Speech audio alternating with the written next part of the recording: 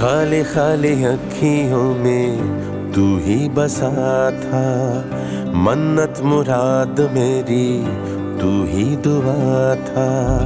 रिश्तों के मान सारे झूठी कहानियां, होती ना आसान रब्बा याद भुलानियां।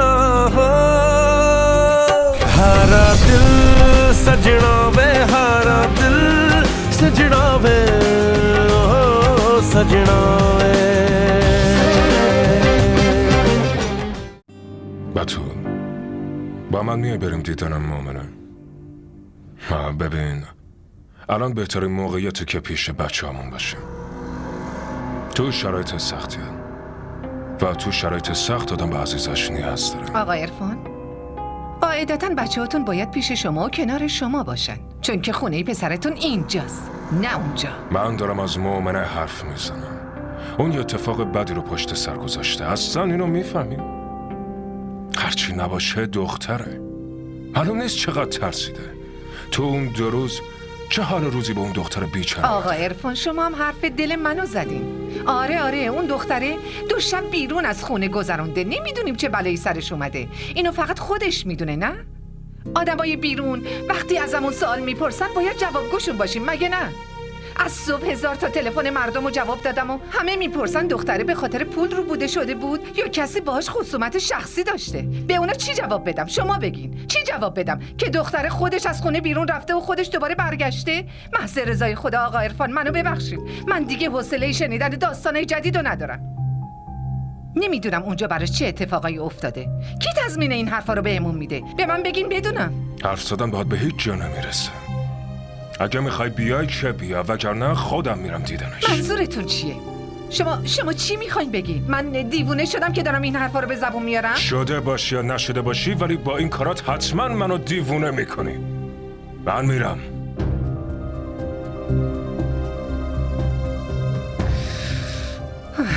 خدایا، دختر خودش رفته، خودش برگشته، به مردم چی جواب بدم؟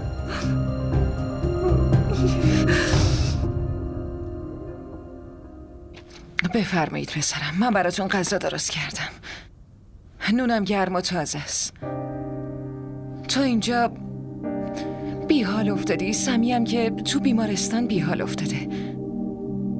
چقدر بهت گفتم که اون بچه رو اینقدر وابسته خودت نکن. بچه که نمیفهمه. وقتی آغوشی مثل آغوش مادر پیدا کنه بهش وابسته میشه. روحان پسرم، تو هم غذا بخور. به مؤمنم بگو بخوره. باشه، ممنونم خاله.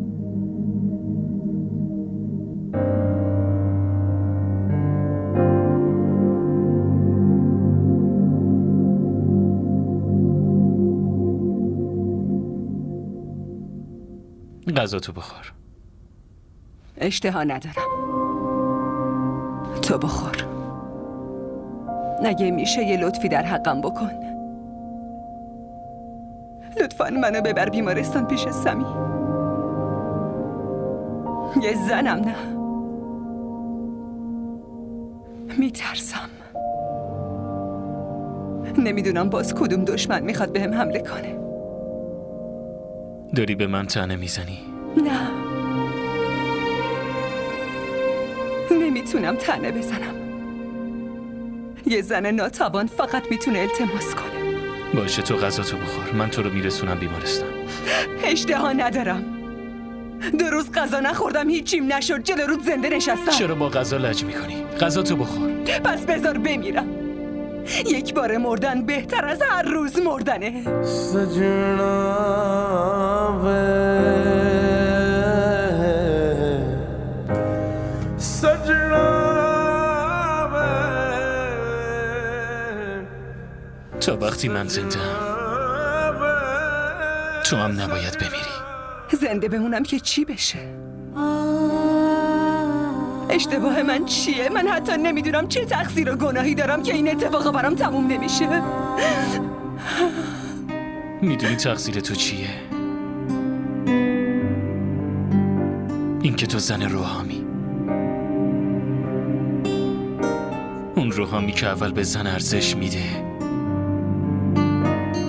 و بعد بهش قول دوست داشتن میده.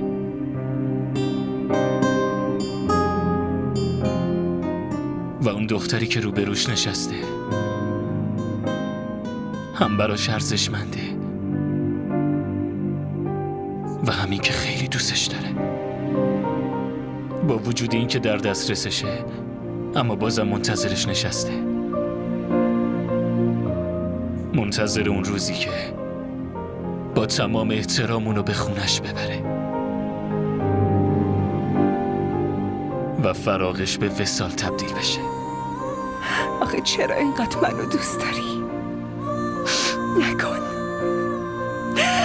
من لیاقت این عشقو ندارم. خواهش میکنم اینقدر دوستم نداشته باش.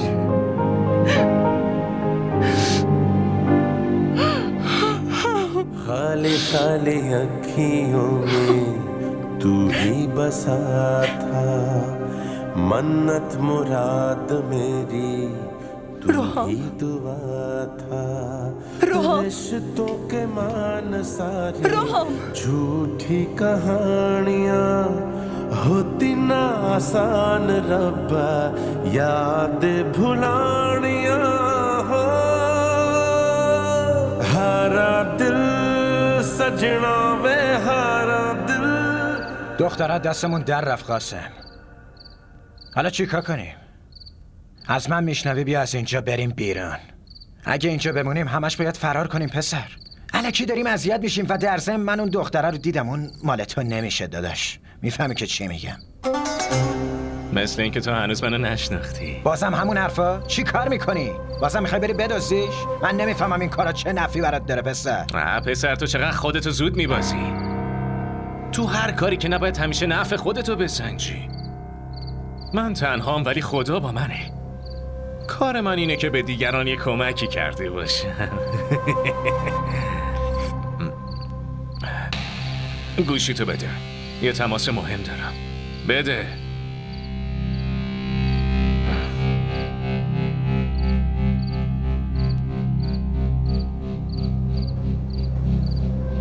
مشترک مورد نظر در دسترس نمی باشد. چی شد؟ گوشش خاموشه؟ حالا گوشیش خاموش باشه. مهم اینه که من آدرس خونه‌شو میدونم. میای دیگه؟ ها؟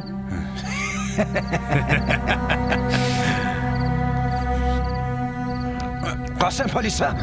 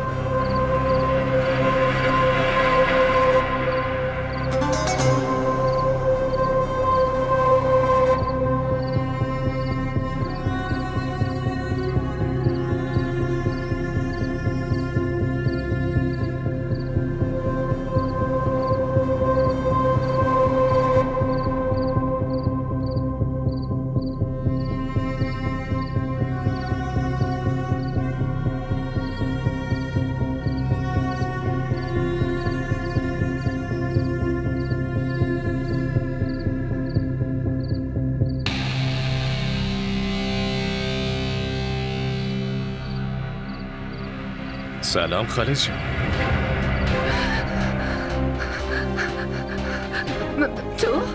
تو چطوری جرأت کردی بیای خونه من؟ از اینجا برو، زود باش برو. راستش من اومدم اینجا حسابمو صاف کنم خاله. چه حسابی؟ من با هر آدم بی سر و پایی حرف نمیزنم، فهمیدی؟ حالا زود از اینجا برو وگرنه نگهبانو صدا میزنم.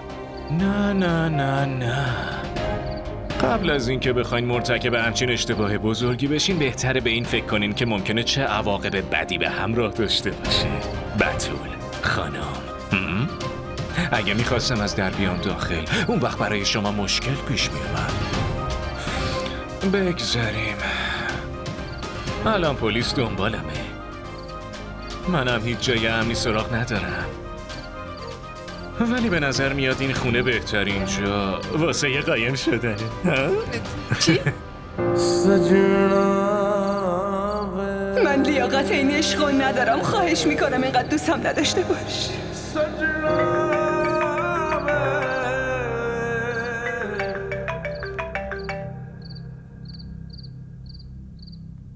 الو. مومن برگشت خونه. اگه بخواین میتونین الان باش حرف بزنین و فراز همه چی رو بهم گفت، ولی من میخوام با تو حرف بزنم. یه خبر بد دارم. ببین، من بهت زنگ زدم که بگم به کمک تو نیاز دارم. البته ممکنه فقط این یه شک باشه. چه کمکی؟ واضح حرف بزن منم بفهمم. مامورای من تونستن گوشی قاسمو گیر بیارن. آخرین شماره تماسی که تو موبایلش پیدا کردیم از آدمی به اسم بتول بود. تلفنش هم جواب داده. فراز بهم اطلاعاتی داد که متوجه شدیم اسم مادر تو هم بتوله. الو روحان، میذاشی حداقل حرفمو کامل بزنم؟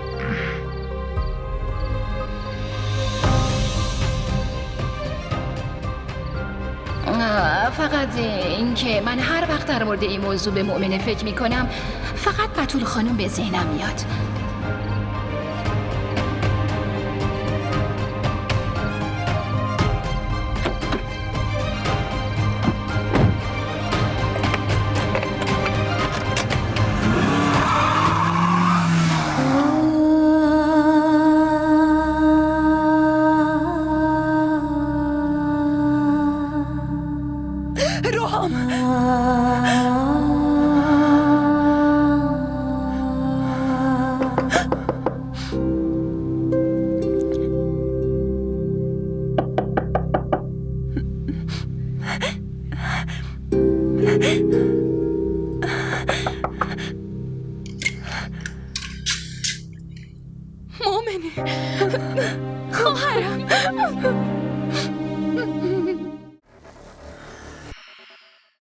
آبروی منو که جلوی همه بردی. منم این کارو نکردم فیده. واقعا؟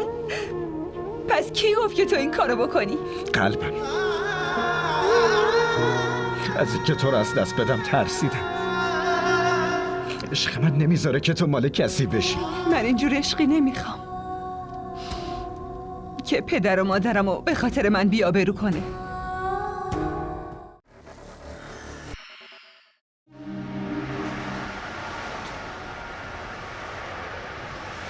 اگه شما نخواین به من کمک کنین پس کی کمک کنه؟ بالاخره هر چی که نباشه هدفمون یکیه.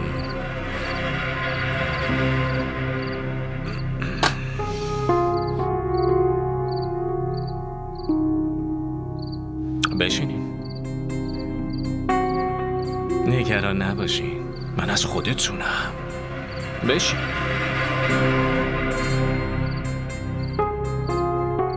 قصدم اینه که با هم همکار بشیم و یه معامله‌ای بکنیم که هم به نفع خود شما باشه و هم مردم چی میگن؟ آره؟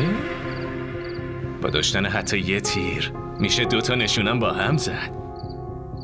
وقتی کسی نباشه که بخواد این پرونده رو دستش بگیره، اون وقت این پرونده تو 3-4 روز بسته است. من چطور بهت اعتماد کنم؟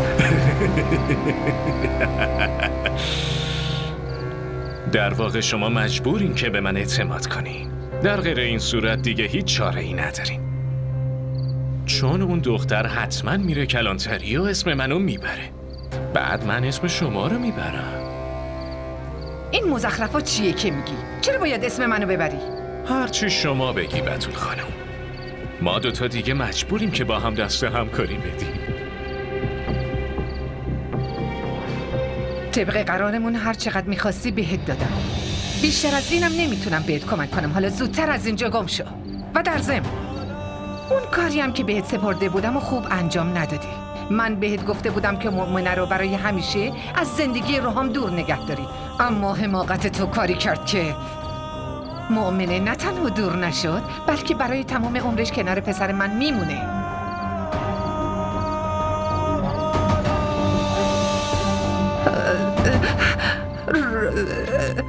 رام، این بدترین لحظه تو زندگی منه. تمام اون افکار که از نظر من توهم بود، شما امروز اونو به واقعیت به خودت تبدیل مسلط کردی. باش. اینو که ولش نمی کنم. رام همچی چیزی نیست. تو داری اشتباه فکر میکنی. من با تو چی کار کنم که یک کم دلم آرامش پیدا کنه؟ این کدوم چهره مادرمه؟ به خاطر دشمنی با مؤمنه تا این حد میتونین پیش برین؟ اصلا همچین چیزی نیست. واقعیت جلوی چشممه. شما چی کار کردین مامان؟ رام ولش کن. میگم ولش کن رام. محض رضای خدا این کارو نکن. ولش کن رام، ولش کن. محض رضای خدا ولش کن رام. میگم ولش کن. داری اونو میکشی. گفتم ولش کن لعنتی. میکشم.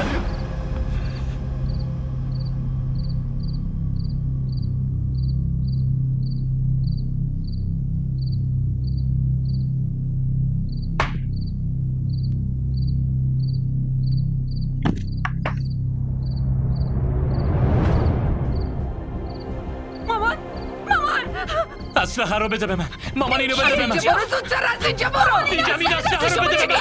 گفتم برو. مامان اسلحه رو بده. تو چیکار کردی؟ مامان تو برو از اینجا. مامان این اسلحه چیه؟ مامان چه اتفاقی افتاده؟ مامان بدبختمون کردی.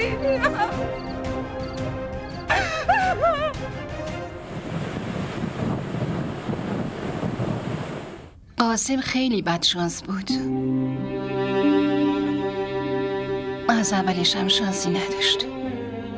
من نمیگم خدا بهتون صبر بده، چون با این حرف من شما صبر پیدا نمی کنین.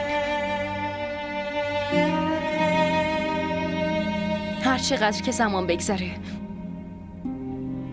1 روز، 1 ماه، 1 سال، وقتی زمان مرگ یک نفر فرا رسیده باشه دیگه نمیتونه ازش فرار کنه. فقط جای خالیش باقی میمونه. فقط دعا کن که خدا بهش رحم کنه. اینجا که خیلی بیقرار بود، شاید حداقل اونجا به آرامش برسه. اگه ممکنه اونو ببخش.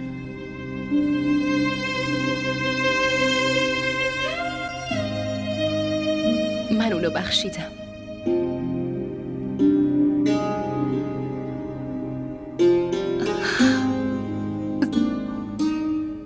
زنده باشی، خوشحال باشی. بچه‌هایی مثل تو برای پدر مادرشون جز نعمت چیزی دیگه نیستن.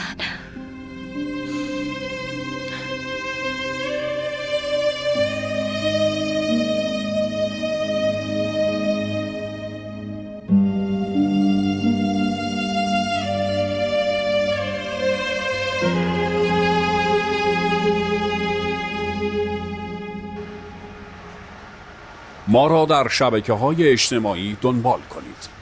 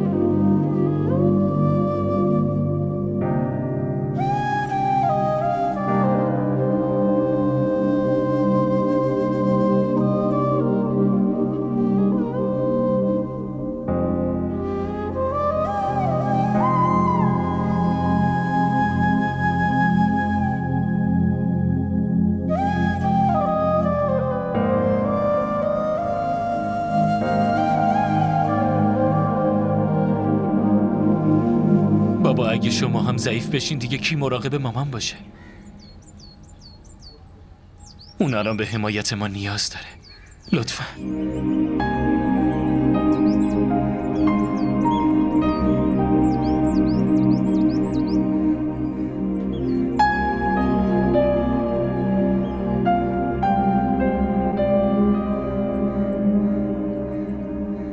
مامان شما هیچیتون نمیشه.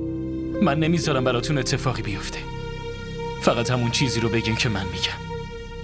ببینین این فقط یه دفاع از خوده. شما همون کاری رو کردین که باید برای نجات جونتون میکردین.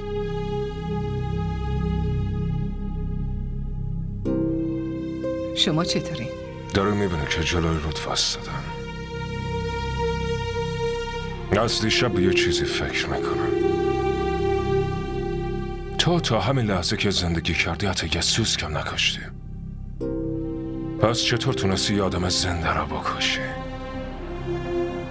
چطوری؟ آخه چرا؟ من یه مادرم آقا عرفان. من اگه هر کاری کردم فقط به خاطر عشق به پسرم کردم. اگه پسرم چیزی میشد به نظرتون من میتونستم یه شب راحت داشته باشم؟ نه، این غیر ممکنه که من بتونم تحملش کنم. من همه این کارایی که کردم به خاطر عشق به پسرم بود.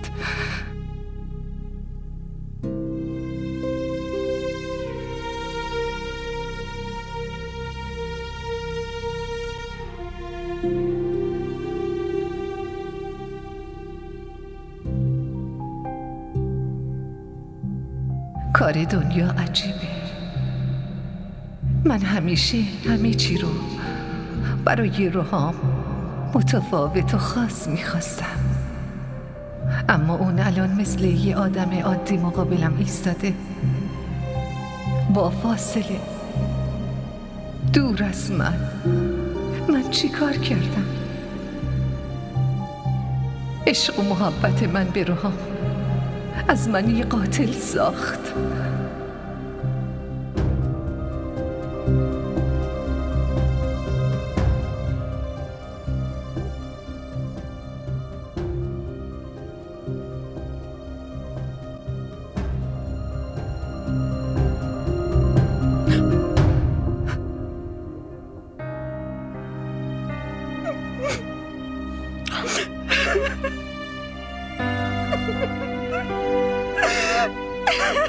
کافیه. گریه نکن دخترم. صبر باش عزیزم.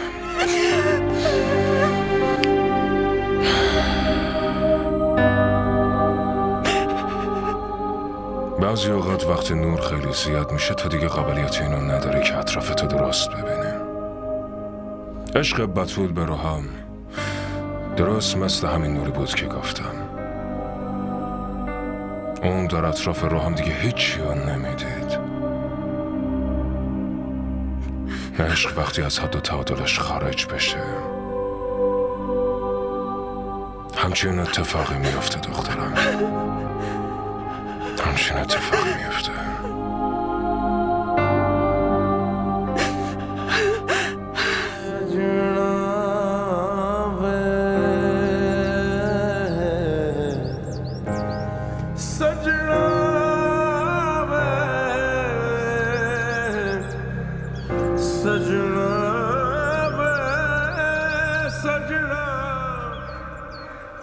تو چرا اومد اینجا؟ برو، من نمیخوام کسی رو ببینم. حتی منو؟ آره، هیچ کس رو نمیخوام ببینم. روحام تو چرا از من ناراحتی؟ هرچی اتفاق افتاده منم همونقدر ناراحتم که تو. یعنی غم تو و ناراحتیت مال من نیست؟ نه خیر مومنه، غم من، ناراحتی من نمیتونه مال تو باشه. هر کاری که مامان باهات کرد داره تاوانشو میده، تو که باید خوشحال باشی. چی؟ یعنی همچین برداشتی از من داری؟ همین؟ تو الان یه جوری منو محکوم کردی روحام که دیگه نمیدونم چی باید من بگم. نیازی به دلسوزی کسی ندارم. نمیخوام کسی بهم دلداری بده. زود از اینجا برو. هر اتفاقی که افتاده همش به خاطر منه. اگه به حرفش گوش میدادم اون الان اینجا بود. پیش من بود. من دیگه نمیدونم چی کار کنم. حداقل تو بهم بگو.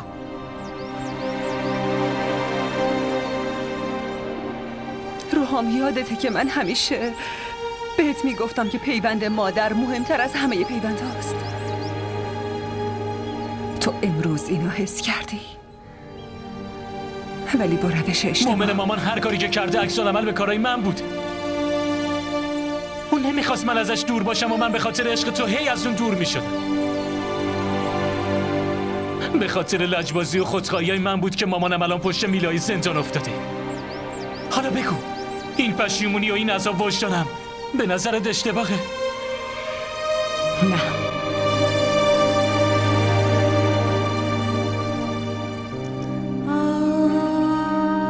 تو شاید بتونی خودتو ببخشی، ولی من هیچ وقت نمیتونم. من میرم.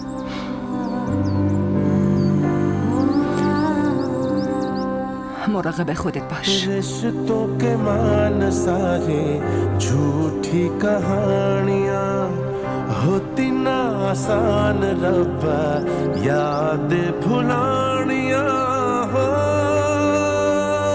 हारा दिल सजना वे हारा दिल सजना वे हारा दिल सजना वे सजना مومنه تو اینجایی؟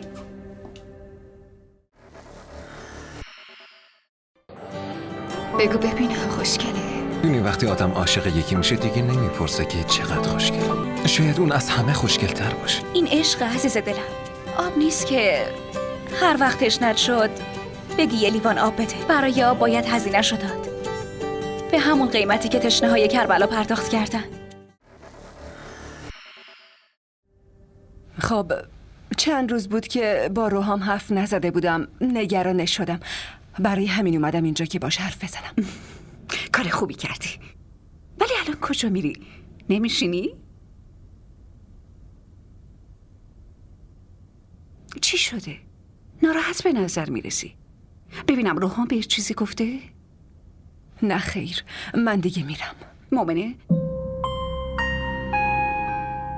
میتونم یه چیزی بهت بگم؟ بله، شما هم بگین. تو زندگیمون خیلی چیزا عوض شده. اینجا خونه تو مومنه. اگه ممکنه اتفاقای گذشته رو فراموش کن. ازت میخوام که دوباره به این خونه برگردی. من اتفاقای گذشته رو فراموش کردم. اینجا خونه منه. حالا اینو هم فراموش میکنم. میشه یه چیزی بگم؟ بگو. خیلی وقتی که گذشته ولی ما با هم هیچ حرفی نزدیم. نه خوب نه بد. من با دیدن این چشمات حس میکنم داری یه چیزی از دست میدی و میدونم که این احساس نمیذاره زندگی کنی و نمیذاره بری. نگه برای برگشتن یا درست کردن اون رابطه هر فرصتی پیدا کردی. اجازه نده غرورت مانعش بشه. این غرور آدمو از هر چیزی محروم میکنه، هم از احساسات و هم از دوست داشتن، و بعدش فقط پشیمونی برات باقی میمونه.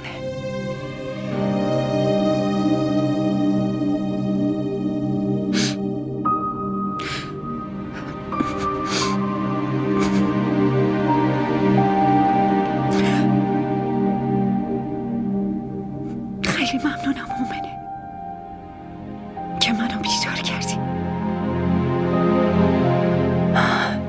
دیگه میرم.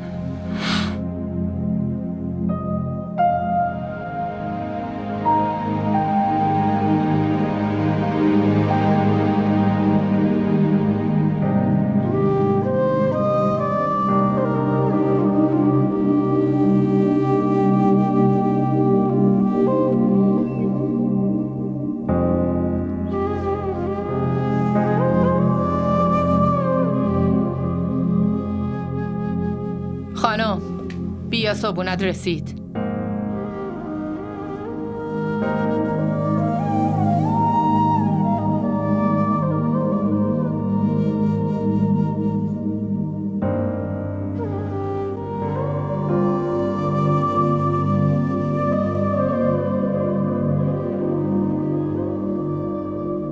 من نمیتونم باور کنم که برای عمه همچین اتفاقی افتاده. حتی خود مامانم هنوز باورش نمیشه که این چه اتفاقی بود که براش افتاد. شما با پلیس راجع به این حرف زدین و اینکه وکیل گرفتین؟ اگه بخوای من حرف بزنم، من یه دوست وکیل خیلی خوب سراغ دارم. اون خیلی با تجربه است. شاید اون بتونه این پرونده رو ببره. من از چیزی سردر نمیارم. نمیدونم با کی حرف زدن، ولی میدونم با روحان با خیلی تماس گرفتن. فعلا فقط تلاش دارن که به قید ضمانت آزادش کنن. نمیدونم مامان الان تو چه حالیه. نمیدونم چطور اونجا دوام میاره. تو نمیخواد نگران چیزی باشی. من اگه همه هر کاری کرده فقط برای دفاع از خودش بوده و سرنوشت اون مجرمم همین بوده. اگه همه این کارو نمیکرد یکی دیگه اونو میکشت. اما من یه چیزی رو متوجه نشدم. اونم اینه که عمو عرفان چرا گذاشت همچین اتفاقی برای عمه بیفته. چون مامان نذاشت کسی دخالت کنه. اما خب با این حساب عمو عرفان و روحان باید یه کاری میکردن. مامان خودش این کارا رو انجام داد. رفت کلانتری و خودش رو تسلیم کرد. به هر حال من میخوام برم دیدن عمه. تو هم با من میای؟ با چه حقی باهات بیام اونجا؟ هنوز برگه های درخواست طلاق تو اتاقمه. مگه تو اون برگه ها رو امضا کردی؟ یعنی میگی درخواست طلاقمو قبول کردی دیگه؟ آره؟ نکردی؟ پس هنوزم تموم حقوقت سر جاشه. یه بار دیگه میپرسم، تو هم با من میای؟ باشه. تو اومدی اینجا چی کار؟ دیدن شما. دلت برام میسوزه؟ اومدم مسئولیتم رو به جا بیارم. این مسئولیت تو نیست دختر جون. در ضمن منم بهش هیچ احتیاجی ندارم. فهمیدی؟ و در ضمن دیگه نمیخوام تو رو دوباره اینجا ببینم. خاله برای هر پیوند به یه چیزی نیازه نه؟ من وظایفمو خیلی خوب یادمه. اون بلایی که قرار بود سر روحان بیاد و به جون خریدین و بهش زندگی دادین و اون به من اگه هر پیوندی با روحام دارم دلیلش فقط شمایی و روحامم همینطور. من چه باشم چه نباشم اون همیشه کنارتون هست. برای همین این دل من همیشه بهتون بدهکار میمونه. خدا نگهدار.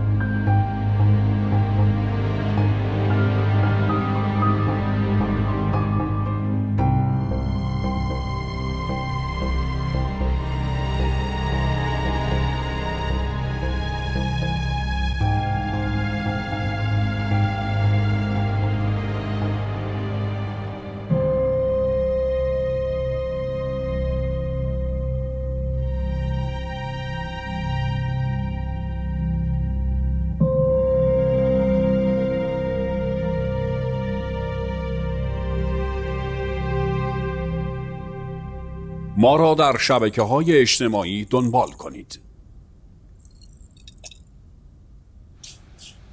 چاییه. بیا آبجی.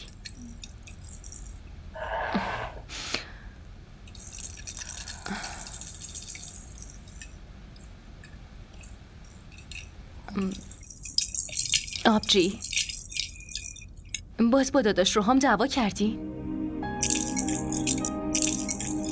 خب من بهش گفتم امروز بیاد با ما نهار بخوره، اما اون گفت که نمیاد. تو که خوب میدونی اون الان تو خونه تنهاست، هیچ کس به فکر غذا خوردنش نیست. من که خیلی نگرانشم. حتما سر شلوغ آبجی. آبجی اگه سر شلوغ بود که به من میگفت. تو چرا از من میپرسی؟ برو از خودش بپرس. به هم بگو چی شده. اون هیچ وقت اینطوری باهات قهر نمی‌کرد. برای قهر کردن با من یکی نه، بلکه 1000 دلیل داشت. چی شده آبجی؟ اون بهت چیزی گفته؟ اون میگه هر اتفاقی که تا الان براش افتاده مقصرش فقط منم.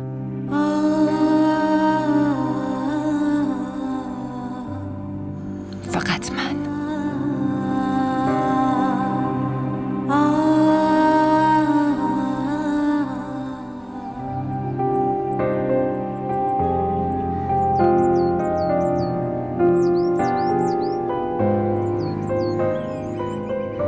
چی شد؟ یه لحظه بیا اینجا.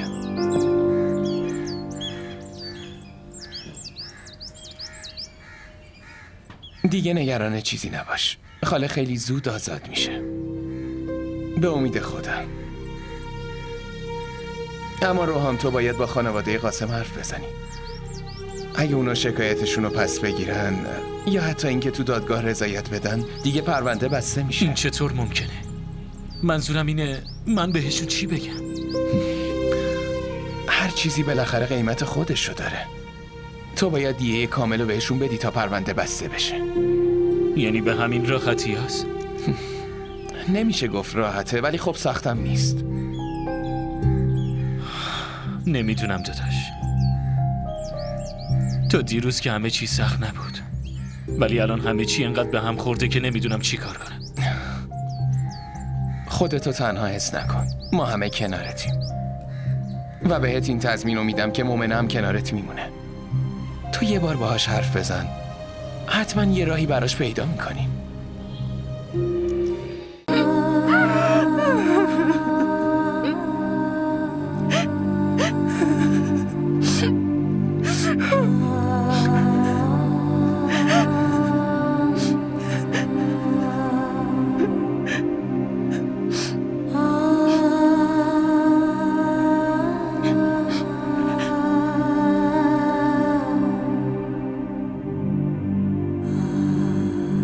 مومنه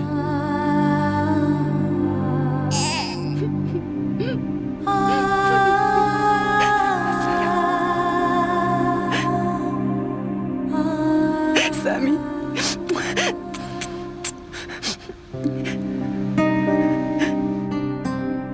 من آرامش دلی مادر ازش گرفتم. نمیتونستم آرامش مامانمو به دست بیارم. سمی همیشه کنار تو میمونه. खाली खाली अखियों में तू ही बसा था, मन्नत मुराद मेरी तू ही दुआ था।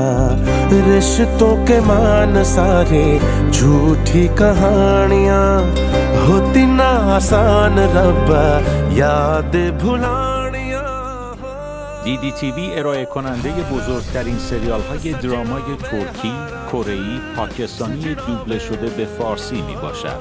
لطفاً سابسکرایب کنید و عضوی از خانواده ما شوید.